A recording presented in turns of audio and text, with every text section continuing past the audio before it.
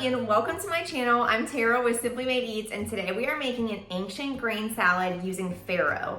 This is the best Thanksgiving side dish, and my favorite thing about it is you can make it a day ahead with the cranberries just to save a little bit of time. This also gives guests like another option other than those heavy casseroles. This one's really light and healthy, and it's so delicious. The first thing we're gonna do is just rinse our farro. This is just like rice, how you rinse it just to make sure you get all those debris off, and it helps from like clumping together in the rice cooker. Next, we're gonna pop our farro right into our rice cooker. Okay, so along with our farro, we've got 1 cup of rinsed farro. We're gonna add in 2.5 cups of water. And if you're making this in a different way than the rice cooker, just make sure to check your package for the instructions. We're also gonna add in just 1 teaspoon of olive oil.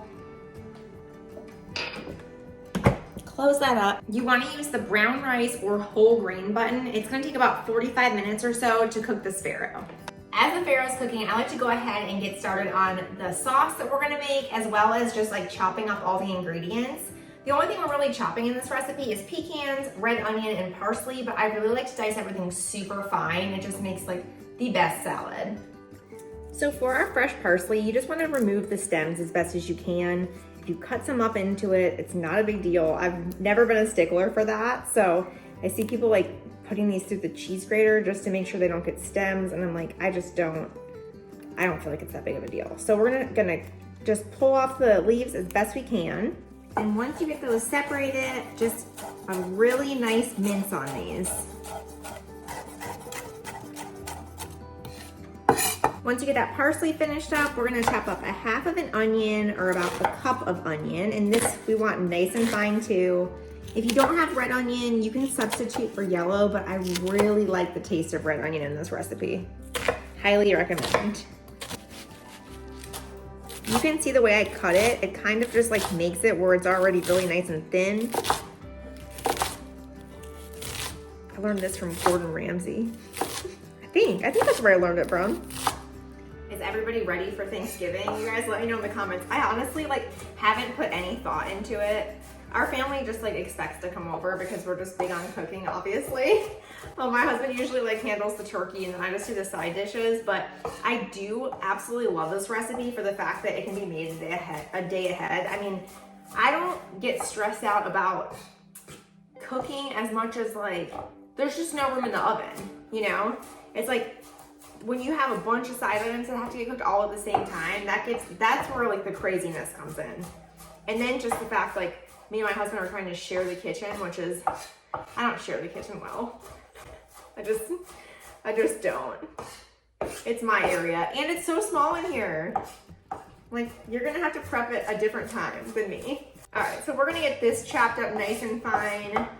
Another thing I always prep ahead is the cranberry sauce. You can like make this even 2 days ahead of time, and it's so easy. I have a really good cranberry sauce with orange juice recipe. It is so good. I could just like eat it with a spoon. It's delicious. It's a must-have at Thanksgiving. Last but not least, we're gonna chop up these pecans. And I prefer just chopping everything versus using the food processor. Sometimes it just gets a little out of control in there, and then it can like kind of grind everything up. So just take a few minutes. It only takes like 10 minutes, guys, to chop all this stuff up.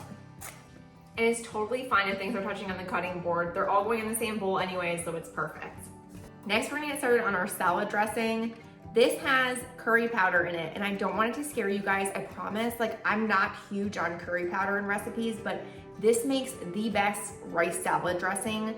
It is incredible. It's got a little bit of sweetness. We're gonna put some sugar in it, and then it has this curry powder with some white wine vinegar and olive oil. It's so good, trust me, just try it. I promise you will love it. For our salad dressing, we're gonna get started with some olive oil. This is just a 1/4 cup. If you know me, you know I love jars with lids on them for salad dressings, because you can just shake them up. Then I've got 2 tablespoons of white wine vinegar. You can also use champagne vinegar, it's delicious in this. Then I've got a tablespoon of granulated sugar, 1.5 teaspoons of curry powder. Don't be scared, it's delicious.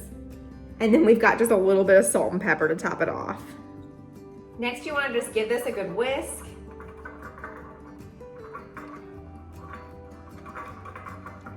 And then once all that powder is dissolved,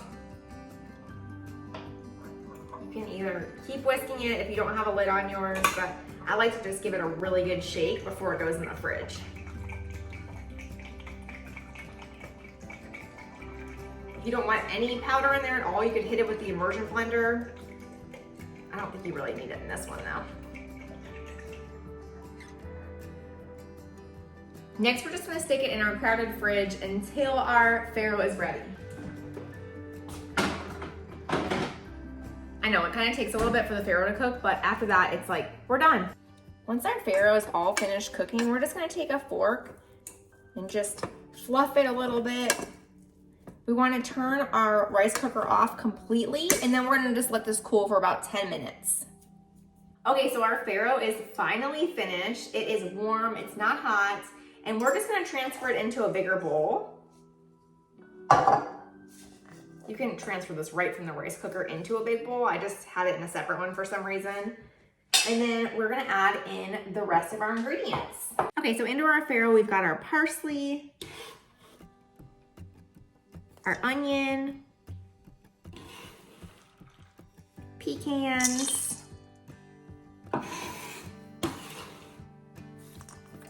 and we've got a cup of dried cranberries. Next, we're gonna pull out that sauce from the fridge, and you wanna just give it a really nice shake before you pour it on because it likes to separate a little bit. Then you're just gonna pour this directly over top of the salad. I use the whole thing. And we're just gonna give this a nice stir. Really combine all those ingredients.